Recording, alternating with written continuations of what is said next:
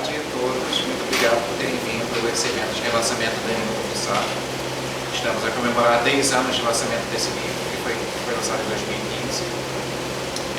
Tive a grande felicidade de lançá-lo aqui em Portugal, em Lisboa, no Rio de Janeiro também, e em São Paulo. E como estou para lançar a edição desse livro em inglês, eu acho que era um momento muito propício para todos nós nos refamiliarizarmos com o livro, que tem um peso muito importante na minha vida. É o primeiro livro que eu escrevi, eu acho que vai ser o primeiro de muitos, e graças a vocês eu sinto-me cada vez mais motivado, cada vez mais encorajado a continuar nessa vereda como escritor. Eu vou falar algumas coisas mais a respeito de mim mesmo, do livro em breve. Queria contar com a presença da Conceição, falar umas palavras ao evento. Olá, boa tarde, Leonardo, e também a todos presentes aqui mesmo nesta sala, neste restaurante famoso, onde nós estamos para apresentar esta obra, eu sei que há 10 anos foi também apresentado, certo? Sim.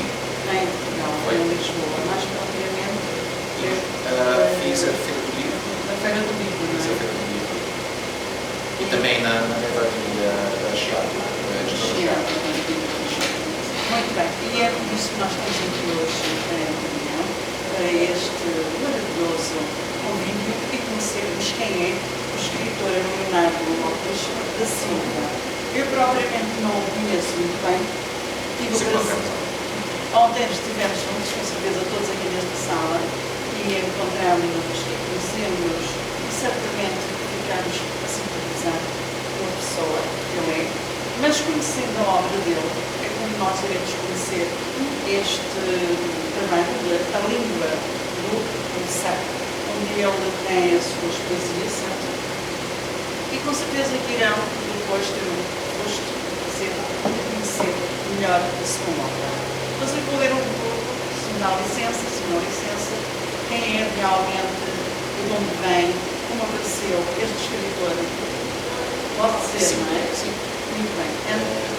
Ou então... Se essa parte está utilizada, a parte da edição utilizada. Sim. Mas pode falar. Só um bocadinho, posso ler aqui. Eu não vou entrar aqui, provavelmente. Está desatualizado, precisa de atualizar o seu Leonardo Lopes da Silva nasceu no Rio de Janeiro, Brasil, em 25 de abril de 1981. Foi criado numa família trabalhadora, numerosa e unida, de origem batista, no subúrbio carioca do Campo Grande, onde viveu até aos 28 anos. E desde muito criança foi encorajado pelos seus pais a ler e a interagir com as letras, encontrando grandes paixões em mitologias, literaturas clássicas brasileiras, portuguesa, inglesa, americana, francesa, espanhola, italiana e russa, além de crescer ouvindo música pop brasileiras e estrangeiros também aquelas músicas que nós também nos lembramos muito bem, nos anos 80 e 90, óperas e também composições clássicas. O impulso de conhecer o mundo de todo o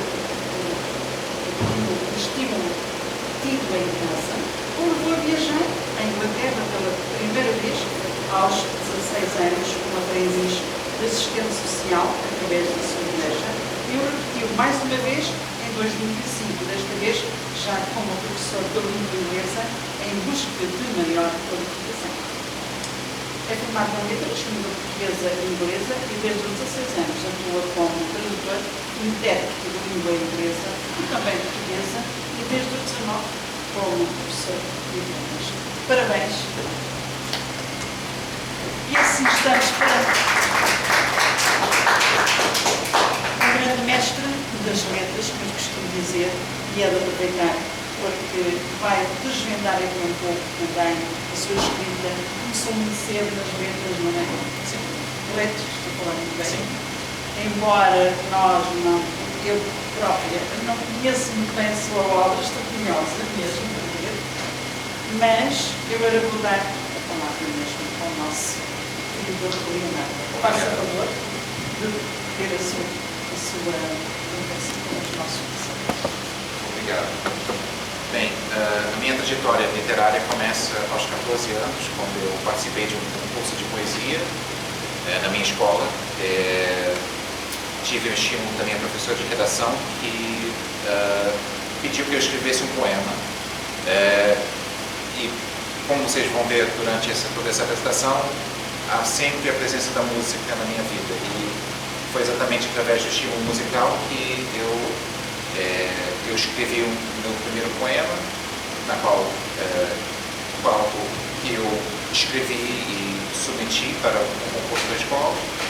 A professora gostou muito do poema. Eu, honestamente, não achei grande coisa. O título do poema mesmo é uma coisa meio assim, brega, assim, debaixo da noite estrelada. Então, não achei grande coisa, mas houve um impacto positivo, porque eu acabei por ganhar o concurso de poesia na minha faixa etária. E desde então tenho recebido muitos estímulos a continuar a escrever. Diria que a minha vida literária como leitor tem uma influência muito forte no que eu escrevo, né? A partir dos 16 anos começo a escrever de uma forma mais consistente, e eu acho que esse período da minha adolescência foi um grande período de experimentação, tanto de forma como eu vivia a minha própria vida, que eu queria conhecer coisas novas, pessoas novas e novas experiências, não é? Como na minha escrita, não é? A partir desse momento eu passo a escrever até os meus 35 anos, mas como muitos poetas que eu conheço e que já devem conhecer, eu era um poeta de gaveta, né? Eu guardava todos os meus poemas numa gaveta e tinha muito receio de mostrá-los a outras pessoas, porque sabe como é, né? O meu grande medo era o medo de não ser compreendido, ou de não ter o mesmo impacto que outros poemas teriam, outros poetas teriam. Entretanto, a partir do momento que eu comecei a partilhar os meus poemas online, já na idade áurea da internet, quando estávamos começando a partilhar coisas, né? Eu entrei na onda dos blogs, né? E comecei a receber comentários de pessoas, e uma pessoa que conheci é muito especial nesse processo é uma grande amiga minha chamada Daniela Eusébio, que foi a grande estimuladora, né, a partir dos meus 30 anos a querer pôr esses poemas não apenas fora da gaveta, mas em formato de livro. Quando eu chego aos 34, 35 anos, eu encontro-me em Moscou, onde eu morava desde 2009, né, lancei o livro em 2015, e eu cheguei a essa conclusão: eu preciso pôr isso para fora, eu preciso fazer com que isso aconteça, mesmo que seja só para mim. Então eu entrei em contato com a editora Chiado, né, que faz a publicação de livros aqui em Portugal e no Brasil, e foi uma grande honra, né, ter sido convidado por eles a escrever o livro e publicá-lo. O livro por si só não é apenas não são apenas coleções que falam apenas de uma coisa. São 13 capítulos, né, incluindo o poema A Invocação à Musa, não é? E nesses 13 capítulos eu quero trabalhar com imagens que muito impactaram, não é? E são como se fossem retratos de determinados momentos da minha vida poética e da minha vida pessoal. Não são poemas lineares, não são capítulos lineares. Enquanto eu falar, como eu vou falar, vou apresentar cada capítulo para vocês. Vão ver que há temáticas diferentes, há estéticas diferentes relacionadas as experiências de estava a ter, não é? E a intenção principal era procurar uma forma de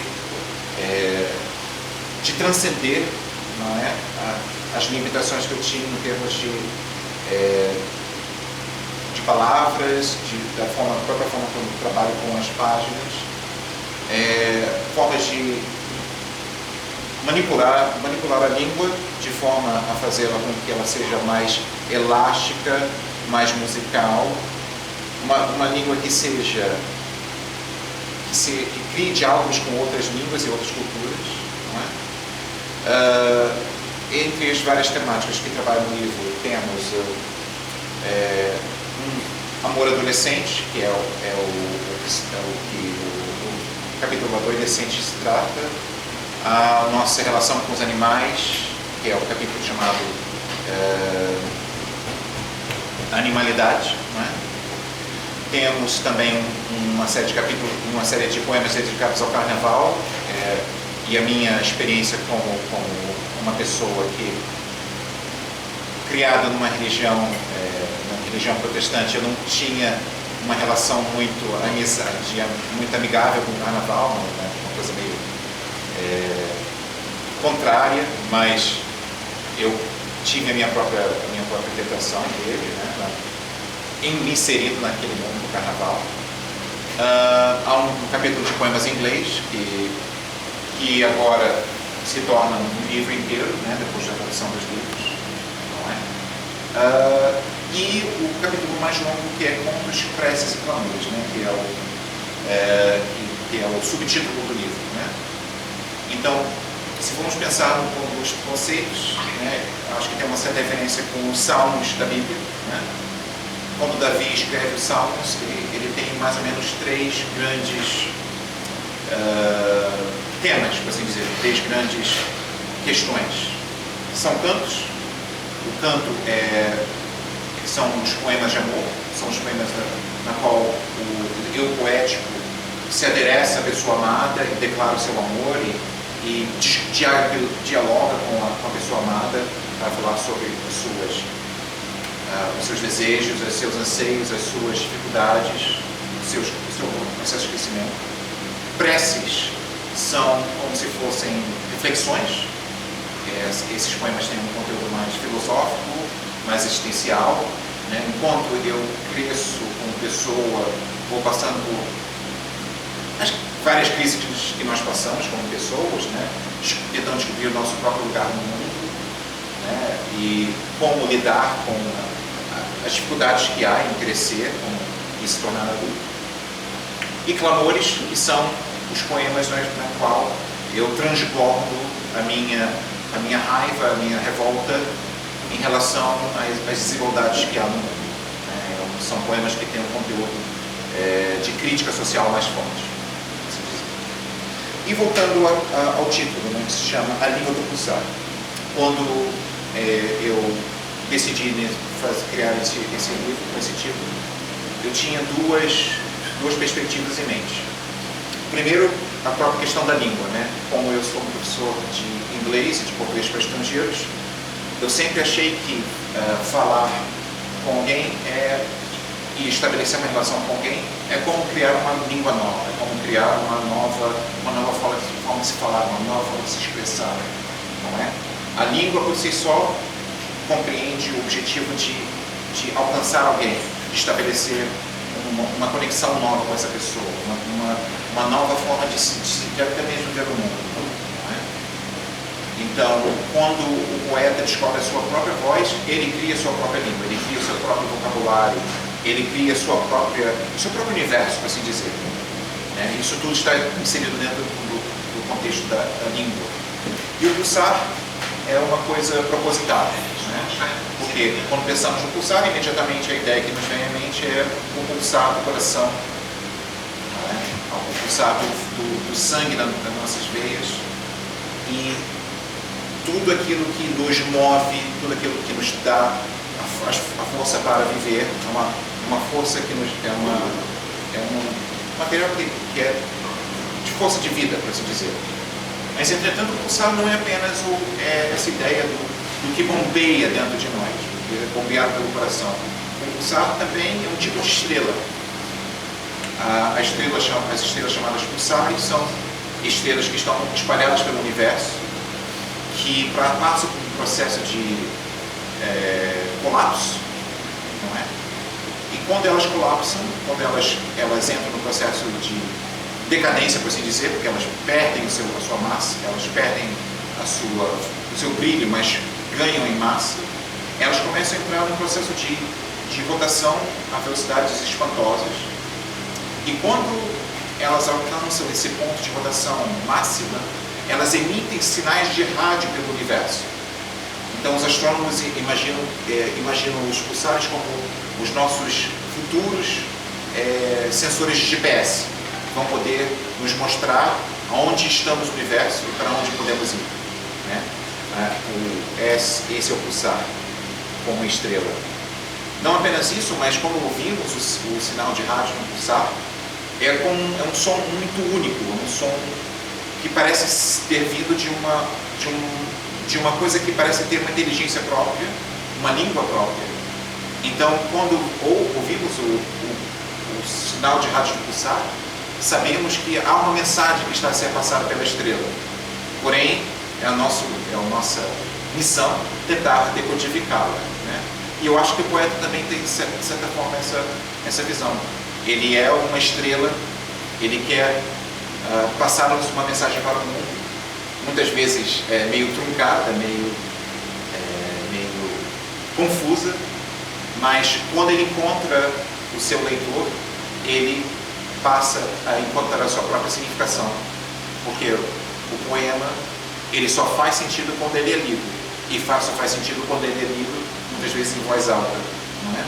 Muitas vezes durante todos esses processos de leitura ao vivo, eu tenho a minha própria versão dos poemas que leio, mas sempre que eu leio, quando eu ouço alguém a ler os poemas, da própria forma deles, é uma coisa muito interessante, muito emocionante, porque a pessoa dá ao poema a sua própria interpretação e a sua própria voz, a sua própria autoria, por assim dizer.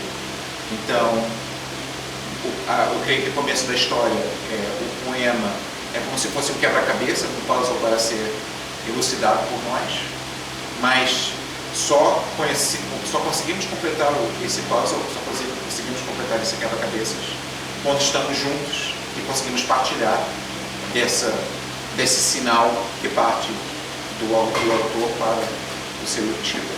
E por isso estou muito feliz de estar aqui com vocês para partilhar da minha língua do pulsar. Muito obrigado. Eu gostei mesmo da explicação, não é o seu eu, não é? E o outro que vai ler já não é as mesmas pausas genuínas, porque ninguém é genuíno na leitura, até na própria interpretação do tempo. Eu escolhi aqui e vou tentar. Posso? Claro. Depois também dar a vez a Marta, outra assistente ou outra. Então vou tentar ir ao raciocínio que o nosso Leandro esteve aqui também exemplificar uma estrela, e todos nós somos uma estrela, e que damos o tudo de nós, e que há de melhor, tanto aqui em palco como na nossa vida diária. E o que vem para fora é que brilha nessa pessoa. Todos nós brilhamos de uma forma muito intrínseca. E vamos ver se eu consigo chegar ao que o nosso escritor transmitiu através das suas palavras, muito só suas, a explicação que ele pôs, ou seja, aquela verdade que é só dele, nesta hora. Redenção, página 113, se quiserem ler. Redenção, página 113. Espera a mensagem, espera a tua salvação em ser notável, que as notas recaiam sobre ti, recheadas de realidade. E assim estaremos tranquilos sobre os montes, esperando a palavra de alguém, canta pelo verão, refugiando-se acima das notas, elas novamente valem as lágrimas e lástimas. Poder falar, posso sentir. As agulhas gentis sobem até ao pescoço, ativam os pontos adormecidos, acordando as mensagens milenares que o corpo implora à mente, estruturadas de pousa, surda, cega e muda, sem parar, separar, sem parar, separar, sem parar, separar.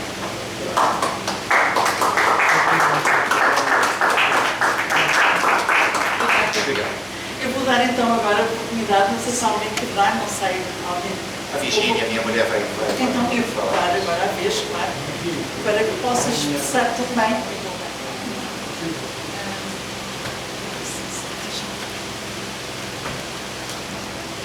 Vou sentar também. Separar. Sentadinhos, estamos sentados. Também vou falar um bocadinho do livro. Tenho convivido com este livro bastante, tenho lido algumas coisas. Este livro acompanha, traz-nos o percurso deste poeta, desde a sua terra idade, pela idade de 16 anos, até à idade adulta. Aqui vemos as suas viagens, as conquistas, os amores, as desilusões, que estão sempre visíveis nos capítulos que constituem este livro. Depois também aquela necessidade de caber num molde que a sociedade quer impor às pessoas, não é? Aos jovens. Também esta necessidade de pertencer está presente no livro. Mas este sujeito poético liberta-se dessas amarras. Depois o facto do poeta ser do Brasil também está presente, com os poemas alusivos ao Carnaval e aos amores efêmeros do Carnaval, não é? Aqueles dias de Carnaval, aquilo que se passa entre as personagens que nós conhecemos, como a Carolina, o Lu, todos aqueles foliões que lá andam. Este foi o primeiro livro de poesia que eu li, até porque eu não gostava nada de poesia. E foi das primeiras coisas que eu disse quando comecei a Leonardo, não gosto nada de poesia, como falou. Nunca vamos ter muita conversa sobre a poesia, mas não foi assim, foi ao contrário. Não é? O problema é que passamos a vida a ter a poesia explicada e toda a partida de bocadinhos, vai rimar, não vai rimar, rima emparelhada, isso estraga. Não é? Eu lembrei-me do filme do Carteiro de Paulo Neruda, quando é explicada, a poesia torna-se banal. E apesar de ser uma coisa que nós podemos usar todos os dias, a poesia não se pode banalizar. Não é? Apesar de nós podemos fazer dela nossa, ler como nós sentimos, etc. Eu nunca acertava na interpretação das poesias, mas com a leitura destes poemas, alguns deles até indicados pelo Leonardo, eu fui-me libertando daquela necessidade de perceber e explicar o que é que o poema diz e sinto apenas o poema. Este livro tem uns 12 capítulos que já falaram e além do Carnaval e das formas de crescimento do poeta, do sujeito poético, este ser humano que escreve também vai recebendo de fora os momentos de violência, a guerra, as injustiças que vão acontecendo e reflete-se em alguns dos poemas. Então, para mim, hoje ler poesia é uma coisa terapêutica também que me dá algum prazer e o que eu faço é sempre abrir o livro e ler. Às vezes também leio online e isso dá-me sinto muito bem ao fazer. E não me preocupo se rima, se não rima, se é uma rima emparelhada ou cruzada, isso já não interessa nada. O que interessa é ler e sentir. E espero que todos se sintam livres para abrir os livros de Leonardo e ler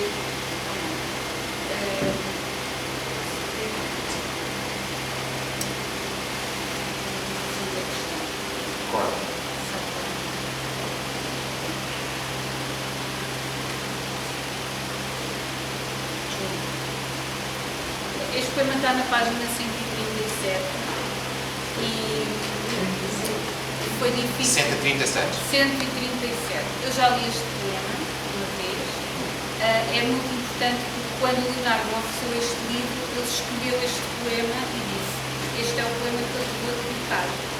Não foi escrito para mim, porque ele já tinha sido escrito muitos anos antes, mas eu acho que foi. Pronto, é como se tivesse sido escrito para mim. Eu adotei este poema. Sartori do livro. Redes fora do seu traçado emaranham-se em nós. Mensageiros que deveriam levar a carga preciosa embebedam-se de luz e vinho, à sombra das árvores, distante das suas redes. Nunca antes ser foi tão deliciosamente necessário. Rasgar as entranhas do dia e deixar jorrar o desejo da essência de se fazer única em outra. E perder seu nome e sorrir desvairada e fluir, sem norte, sem pouso, sem peso, eternamente diferente, transcendente.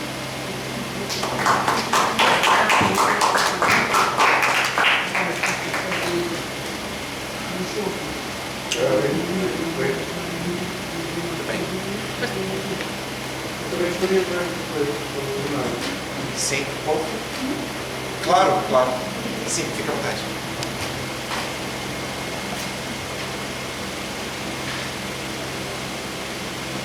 Primeiro, minha apresentação. Parabéns. Muito obrigado. Comecei a conhecer a sua obra e posso dizer que o seu percurso é um percurso ritmo, bem cá de baixo. A própria vida ensinou, como eu, comecei assim, comecei a escrever o curso de diário. Certo. E fiquei um pouco também, acho que mais tarde, por causa do vida e deixei de ser escritor mais tarde, quando a gente se ficou, veio da minha licenciatura, e renasceu em mim uma outra forma de escrita que foi escrevida, dentro das duas áreas. Por esse motivo, não, eu vou ler muito a você, eu gosto muito, e eu sou várias disciplinas, que eu vou ler para avançar essa área. Deixa-me só dizer uma coisa. Eu vou desligar primeiro da leitura a ventoinha para se ouvir, está bem? Depois, ótimo. Sim. É só durante Eu é que não sei onde é que se desliga, estou a dizer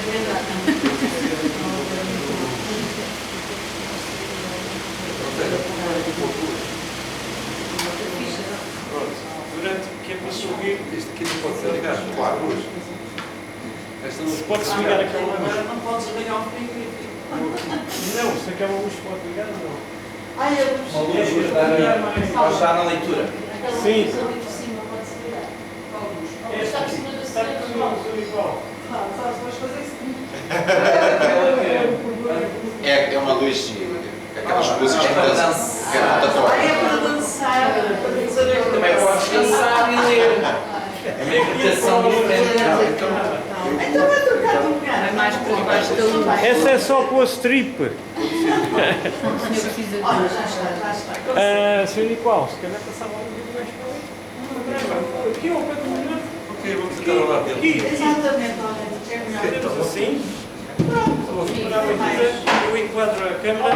A flor da Rábida TV e a Rábida TV está sempre aqui. O que eu vou ler, portanto, eu acho que é deste capítulo, que é Alucinado. Alucinado. Certo. Capítulo Alucinado, que é da página 49. Eu vou 49. Eu vou ler precisamente deste capítulo, da página 79. Que tem o título A Cinza, o Frio, a Agonia. E como isto diz respeito à vida, pois não. Eu gostei imenso da pouca leitura que fiz de si. Não conhecia. Realmente a poesia é vasta. Há quem goste da poesia rimas, só, simplesmente. Eu gosto deste tipo de poesia mais nós não procuramos as palavras para vibrar, procuramos as palavras para as dizer, para as outras pessoas aceitarem. Então, se me permite, eu vou ler. Então, a cinza, o frio, a água. E peço desculpa, vou ler a memória. Cada segundo pinga em torrentes por todo o corpo, apagando marcas tão queridas que não posso recriar. Na minha esquizofrenia, neste quarto hermético e vago, são irónicos pingos de chuva por onde quer que eu vá. Pingos de chuveiradas frias para acordar pingos de água salgada, correndo por uma pele oleosa e sedada. São copos de café e açúcar, são ilusões malfadadas, são moedas e desejos. Jogados num poço vazio, eu corro de tudo, corro desta realidade burocrática, fatalista, corro esvairado em direção às tuas palmas, às tuas unhas, aos teus lábios, aos teus olhos, aos teus cabelos, na esperança de sentir teus poderes sobrenaturais, ouvir as tuas mãos, teus dedos retirando roupas sobre as minhas, máscaras impessoais, para olhar ao redor o tempo congelado, as tradições quebradas, as circunstâncias dominadas por nós. Meu corpo bate, palpita e esquenta, aliviando-se completamente o teu corpo.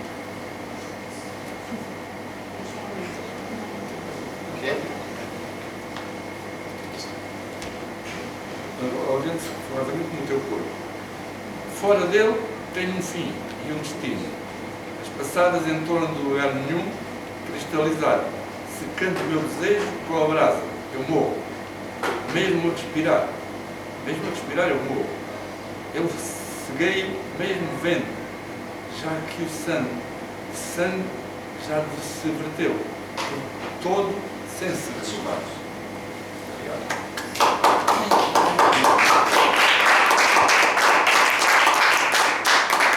Agora, nesta circunstância, eu vou ler aqui um pouco de mim, para ele, principalmente, e para vós conheceres também, porque é que cada um tem a sua forma de escrever. Cada um tem a sua história. É verdade. E este aqui diz precisamente o meu ego, fala do ego. Todos nós temos o nosso ego, uns mais esvairados, outros mais concentrados, mas é o nosso ego, é a nossa vida, é a nossa criação, é a nossa formação básica, e nós somos cada um com a sua verdade. Personalidade não se compra, não se compra, cria-se.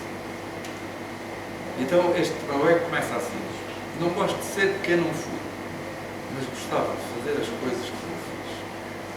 Não gosto de futilidades, crenças vãs e devaneios, mas gostava de ter a grandeza dos meus sonhos. Vejo melhor o futuro ao recordar o passado. Luto energicamente com o meu ego. Sou inimigo de mim próprio. Detesto visões obsoletas. Não quero ser guardião de filosóficas. Gosto de enfrentar as minhas contrariedades. Não sou um dominador, mas detesto ser dominado. Não dou a outra face, mas dou combate aos meus adversários. Sem eles, a vida não tem vida. É um viver sem razão, um desconforto, faltam uns desafios. E eu gosto de gerir as minhas emoções, enfrentar as batalhas e vencer as guerras. As derrotas não me conformam, os insucessos não me derrubam. Considero as batalhas perdidas confrontos mal geridos. Dói-me não ouvir o som dos vencidos. Nunca subescribo o meu ego, mas detesto o egocentrismo. Não vivo no centro do mundo, mas giro à volta da sua gravitação. Fico triste quando passa o vento e não o consigo segurar. Lamento não poder guardar as águas das chuvas numa nuvem imaginária. E gosto de correr, de contar as estrelas e ver as suas constelações. Mas os astros confundem a minha imaginação. Faz-me falta a luz e o calor do sol. Vivo sem brilho quando não há luar. A lua escondida ilumina a minha mente. E nesta grande confusão, gosto de ver o mundo na escuridão.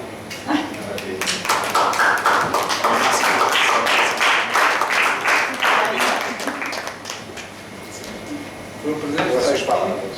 E também eu gostei muito de saber isso. Gosto.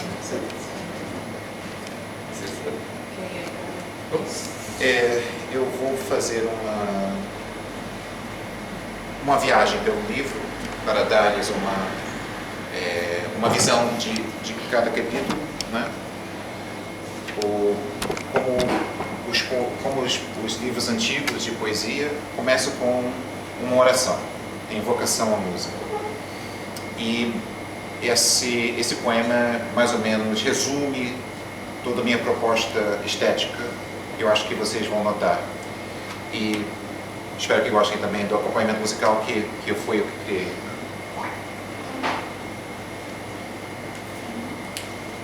É página 15.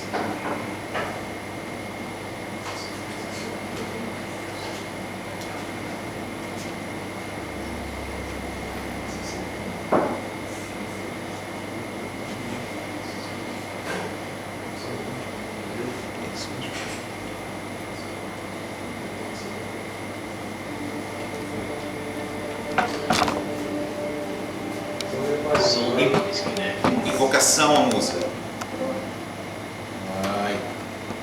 De novo.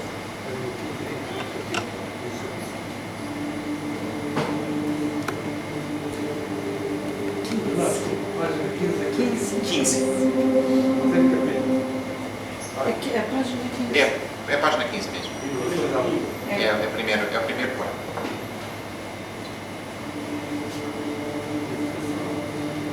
Invocação à musa.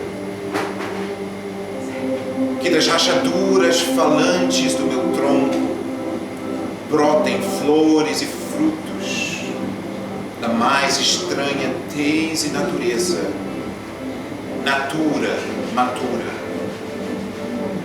que falem dos mais antigos segredos e tesouros, que falem deste anseio vulcânico terrâneo decadente, prestes a fertilizar e contaminar as terras, as faces das águas, a indiferença dos céus, com fogo e enxofre, larva e lava, princípios e fins.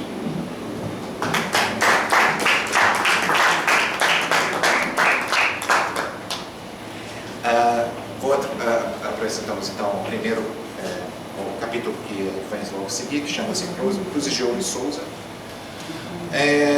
O propósito desse capítulo é fazer homenagem a um pai poético meu, que se chama Cruz de Souza. Foi um poeta brasileiro, o maior exponente do simbolismo como movimento literário no Brasil. O simbolismo é uma espécie de continuação do romantismo como escola literária e trabalha com imagens que são muito ricas, muito suntuosas. A subjetividade tem um poder muito forte. E a história pessoal deste poeta me toca muito, porque ele é um poeta negro, cuja família, cuja mãe e o pai eram escravos, é adotado por uma família portuguesa, rica, e ele recebe toda a educação que uma pessoa de boa condição social pode ter. Ele forma-se como advogado, com uma ótima educação, só que ao momento que os pais adotivos morrem, retiram todos os bens dele, né? Então todas as possibilidades que ele poderia ter como um cidadão normal no Brasil, já no segundo, na época do Segundo Império do Brasil, lhe são retiradas e ele basicamente passa a viver com uma mulher e os 4 filhos numa casa muito, muito pobre. É uma época em que a tuberculose está a se espalhar pelo mundo inteiro. A mulher morre de tuberculose, os filhos deles morrem também, e ele fica sozinho. E ele encontra na poesia a única forma de alívio, uma única forma de sublimar, né, todas as dores de sua existência. Mas não quer dizer necessariamente que seja uma poesia triste, é uma poesia lindíssima. E eu sempre imagino a imagem de ouro, porque tudo que ele escreve tem uma certa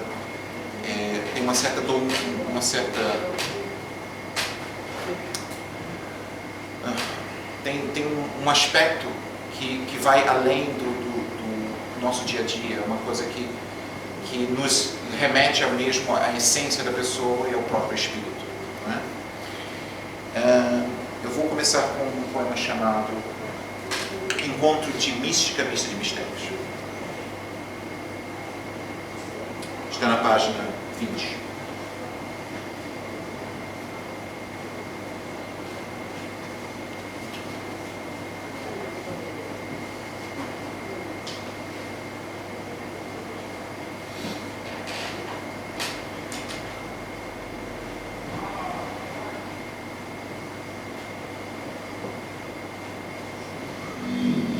Encontro de mística, mista de mistérios, que não me afastam nem me enregelam. Névoas amadas, sombras desejadas, iluminem o caminho de encontro ao ser que pulsa. De mil mínimos, milha ínfima, faço-me sangue e carne mais uma vez. Candidamente, ardeando, descarto, desnudando-me das correntes que carrego, encravadas nos pulsos e torsos. Rechemear-me-ei de suspiros e toques teus,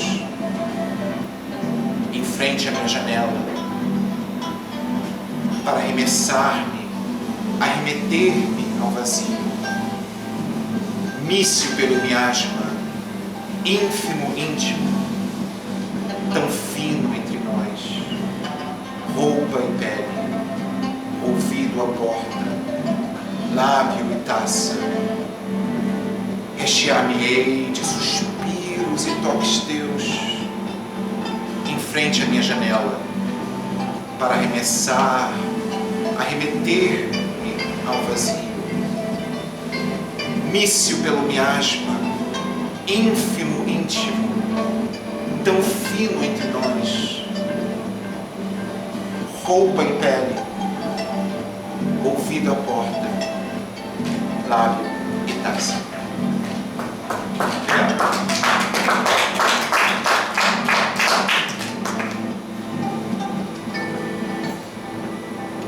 Dessa vez não acompanhei da forma que eu deveria, mas da próxima vez. Então, esse é uma amostra de um dos poemas de Cruz de Ouro e Souza. Na preparação para o lançamento do livro, eu lancei esses poemas em inglês como álbuns no Spotify. Esse já se encontra na plataforma como Crosses of Gold and Souza. E podem ouvir a mesma música, só que com a minha recitação em inglês. Vamos passar para Adolescente. Como veio, eu fico muito a brincar com as palavras, não é? Então, troco a palavra adolescente pelo adolescente, né? Porque, como sabemos, né, quando estamos sob o efeito dos hormônios, passamos a ter posturas um bocado inusitadas. E essa coleção de poemas é realmente inusitada, porque são todos poemas adressados a uma pessoa que eu acho que eu estava apaixonado, mas era uma coisa muito, talvez até um bocado doentia, porque nunca tive o retorno desse amor, não é? Mas eu acho que, independente do que aconteceu na minha vida real, eu acho que os poemas que nasceram desse processo valeram muito mais, porque é uma explosão lírica. Quando virem os poemas, verão que tem uma verborragia muito intensa. São poemas que se passam de 2, às vezes 3 páginas. E eu começo nesse processo de rebeldia contra mim mesmo, contra a realidade, começo a criar coisas completamente inusitadas. Vou apresentá-las então a um poema chamado Transfigurando. Está na página 27.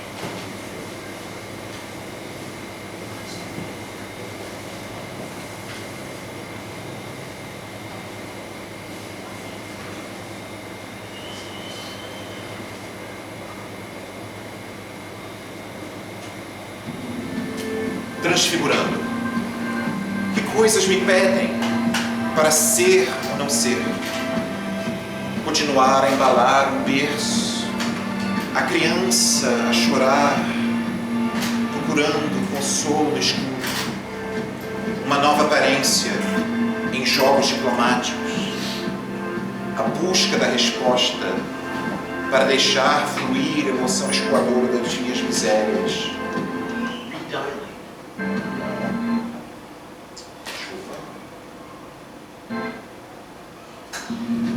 Emoção escoadora das minhas misérias ataca e corrói. Para que escovar os dentes?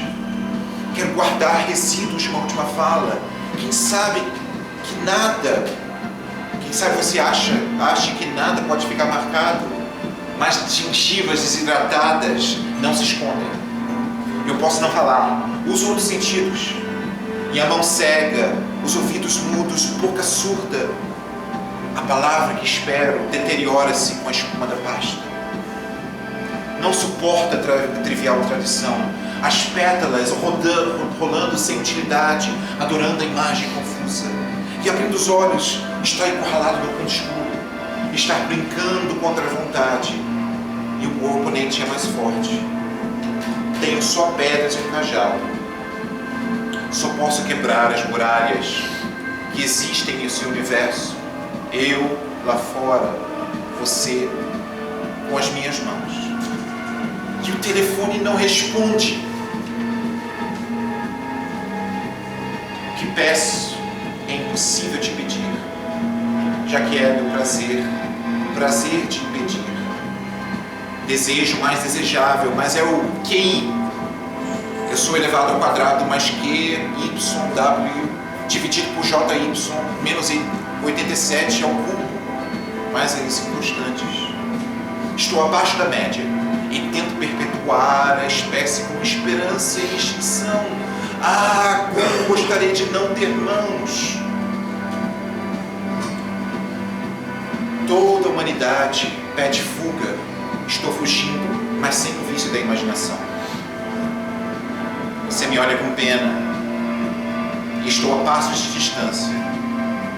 Moléculas de cimento, areia, saliva, tecidos e neurônios me prendem ao chão. A dor de me educar já seca, endurecendo meus olhos.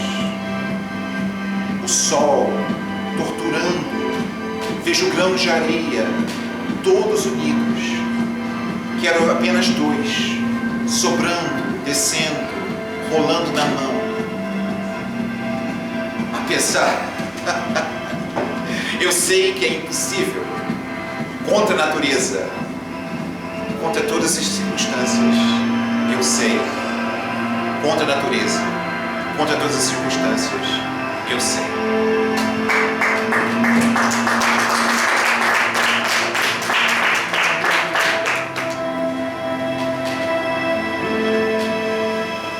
Muito bem, espero que tenham gostado. Eu tenho uma relação muito íntima com esses poemas, apesar de serem feitos por uma pessoa bastante imatura, né?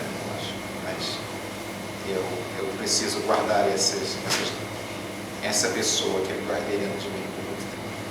Passemos então ao Alucinado, que começa a partir da página 51. Sim.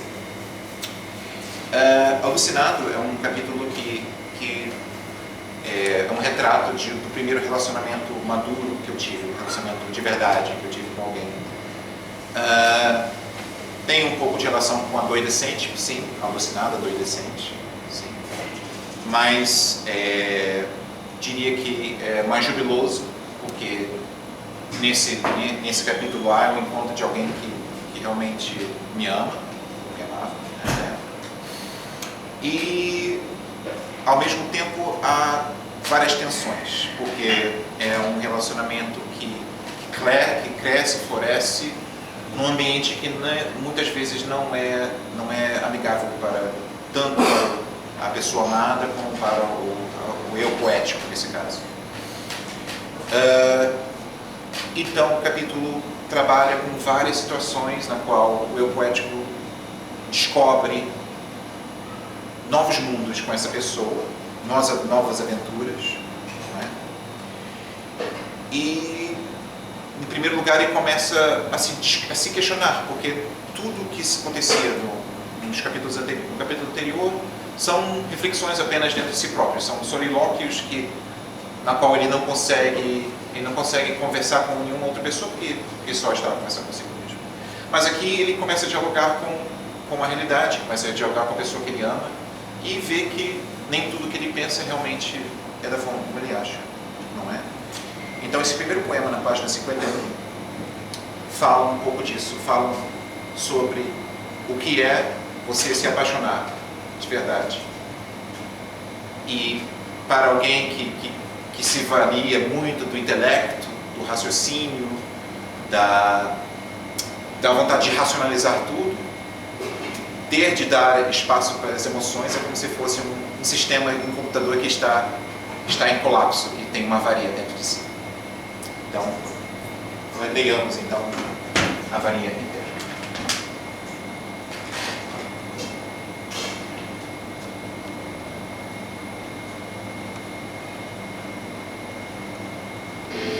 Avaria interna. Os sentimentos revoltam-se na casca seca do complexo silente. O meu eu, que deforme e retrai, levanta e retorce. Ah, se pudesse te decompor nesse fluido pensamento que vai até você. Vou ativar adrenalinas e saborear tua pele enquanto sou teu suor. Como renego a mim mesmo? Como vou seguir a ordem, a ética, o mocismo e a distância, tendo tua respiração no meu pescoço em ondas violetas? Me hipnotizam, me atraem para me prender suas correntes mais docemente dolorosas, secando minha boca para procurar líquido só Deus. Eu sou só movimentos em pedra, emaranhados de raciocínios corruptos, chips e analíticos derretendo pelos poros, movidos pela explosão interna do eu te desejo, eu te quero, andando empertigado, deixando restos de paixão por onde andar, na dúvida de saber como vivo essa contradição.